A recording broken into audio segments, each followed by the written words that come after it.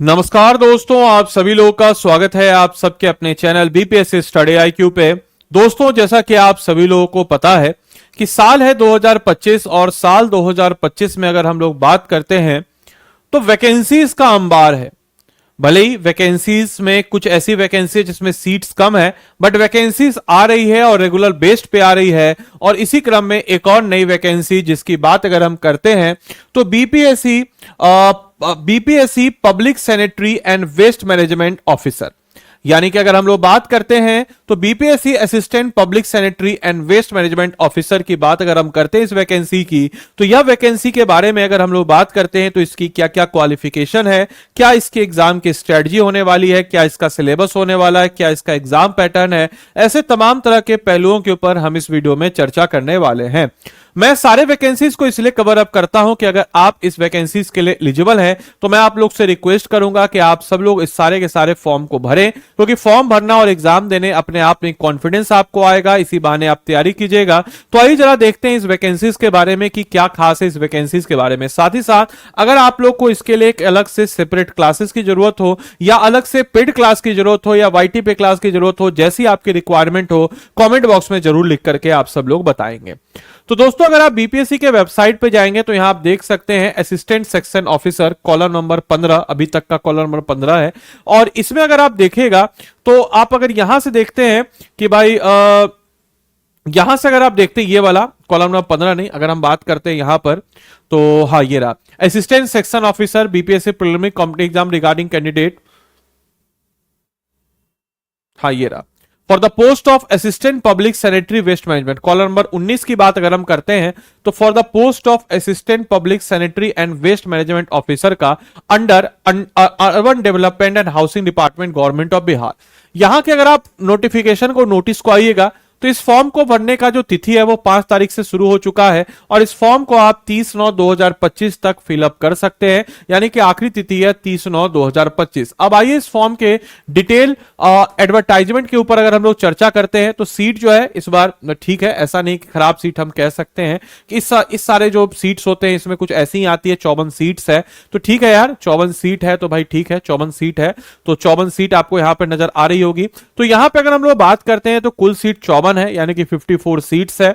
अब अगर हम बात करते हैं इस सीट के बारे में तो इस सीट का लेवल 7 का आपका जॉब है, तो ठीक ठाक जॉब है। लेवल 7 का तो सैलरी वाला पॉइंट क्लियर हुआ कि सर सैलरी क्या है, तो लेवल 7 की जॉब है। सीट्स कितनी है तो 54 सीट्स है। क्वालिफिकेशन क्या क्या चाहिए तो आपका बैचलर डिग्री होना चाहिए केमिस्ट्री या एनवायरमेंटल साइंस में, केमिस्ट्री या एनवायरमेंटल साइंस में आपका बैचलर डिग्री होना चाहिए, या फिर बैचलर ऑफ इंजीनियरिंग होने चाहिए आप chemical civil environment science public health engineering biotechnology, या फिर bachelor degree in planning architecture जो रिकॉग्नाइज यूनिवर्सिटी से आपके पास डिग्री होनी चाहिए। तो आप इस फॉर्म को फिलअप कर सकते हैं, जो यानी कि केमिस्ट्री से अगर आपका बैचलर डिग्री है, एनवायरमेंट साइंस से है, इंजीनियरिंग से आप अगर chemical civil environmental science public health engineering biotechnology या फिर बैचलर डिग्री प्लानिंग आर्किटेक्चर से आप हैं तो आप इस फॉर्म को फिल करने के लिए एलिजिबल है। तो ये एलिजिबिलिटी क्राइटेरिया।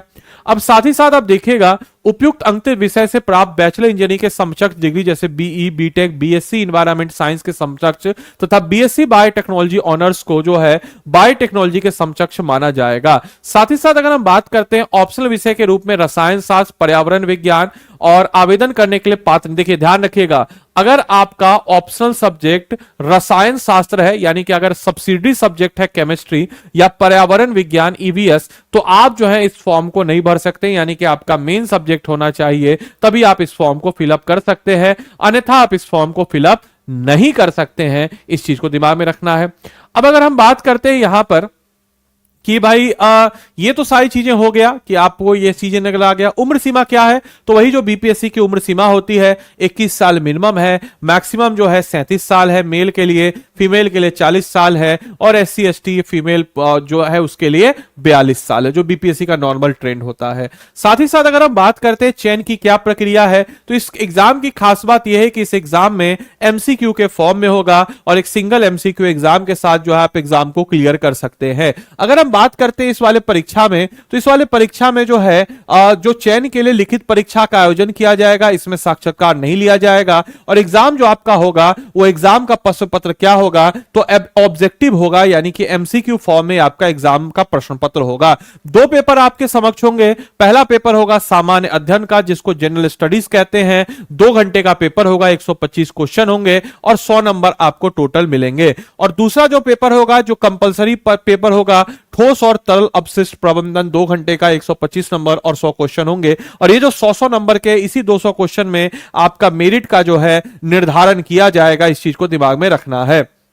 बाकी रही बात आरक्षण का, तो आरक्षण आपको पता है कि आप अगर बिहार राज्य के हैं तभी आपको आरक्षण का लाभ मिलेगा। अगर आपके पास बिहार का डोमिसाइल नहीं है तो आप आरक्षण का लाभ नहीं उठा सकते हैं, चाहे आप मेल हो या फीमेल हो। अब तो फीमेल लोगों को भी, जो फीमेल अगर दूसरे राज्य के हैं उनको भी अब यहाँ पे अनरिजर्व कैटेगरी से मेल वाले अनरिजर्व में आपको जाना होगा, इस चीज को ध्यान रखना है। ये तो रहा बात फॉर्म के बारे में डिटेलिंग। अब हम बात करते हैं इस एग्जाम के सिलेबस के बारे में। तो जैसा कि मैंने ऑलरेडी आपको बताया है कि इस एग्जाम में सामान्य अध्ययन जो कि 2 घंटे का होगा और 100 नंबर का होगा, और साथ ही साथ एक होगा आपका जीएस पेपर 2 जो आपके ठोस और तरल यानी कि solid and liquid waste management जो है, ये जो पेपर होगा 2 घंटे का होगा, ये भी 100 नंबर का होगा। सबसे पहले सामान्य अध्ययन में क्या क्या सिलेबस है, तो इसमें जो है समसामयिक घटनाएं यानी कि करंट अफेयर्स, साथ ही साथ जो है रोज की दिनचर्या और उनसे वैज्ञानिक पहलुओं की जानकारी सम्मिलित होगी, ये सामान्य अध्ययन होगा। दूसरा पेपर होगा आपका सॉलिड वेस्ट मैनेजमेंट, इसमें type of solid waste, municipality solid waste,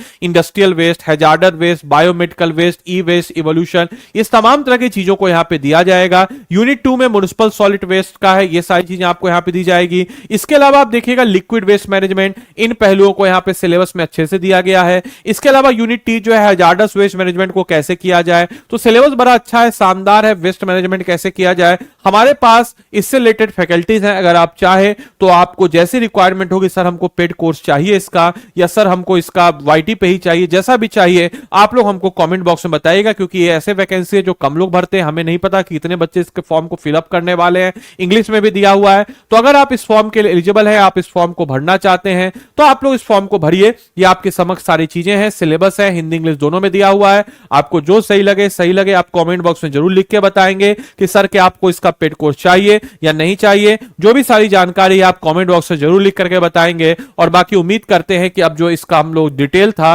कि क्वालिफिकेशन क्या चाहिए, स्ट्रेटजी क्या होनी चाहिए, सिलेबस, एग्जाम पैटर्न, ये सारी पहलू मैंने आपको बता दिया। एक एग्जाम होगा, एमसीक्यू एग्जाम होगा, 2 पेपर होगा, उस एक ही एमसीक्यू एग्जाम में 2 पेपर के तहत आपका सिलेक्शन हो जाएगा। सिलेबस मैंने बता ही दिया। स्ट्रेटजी आपको क्या करना है, जो आपका सेट ऑफ सिलेबस है, सिलेबस के आधार पर आप अपना पढ़ाई को शुरू कीजिए। और इस प्रकार से आप जब इसकी पढ़ाई को शुरू करेंगे तो आपकी तैयारी जो है स्वतः जो है मजबूती की तरफ, या फिर हम कह सकते हैं कि काफी बेहतर जो है एक इंपॉर्टेंट बेहतर की तरफ आपकी बढ़ जाएगी। इसके अलावा अभी अच्छी खासी वैकेंसी भी आई हुई है, जैसे कि इसमें एक सबसे बेस्ट वैकेंसी अभी एडीओ आया हुआ है, जिसके लिए हर कोई एलिजिबल है। तो आप में से कोई भी जन अगर हमारे एडीओ के हमारे पेड कोर्स के साथ जुड़ना चाहता हो, तो मैं आपको बता दूं कि स्टडी IQ के ऐप या वेबसाइट पे आप जाएंगे, यहां पे आप सर्च कर लीजिएगा AEDO। जैसे आप AEDO सर्च कीजिएगा, AEDO का लाइव बैच 2 आएगा। इस कोर्स की खास बात बताते चले तो इस कोर्स में आपको हम लोग मतलब समझिए कि 450+ घंटे का लाइव क्लास इसमें कराएंगे। साथ ही साथ हम लोग इसमें आपको मेंटरशिप भी प्रदान कर देते हैं।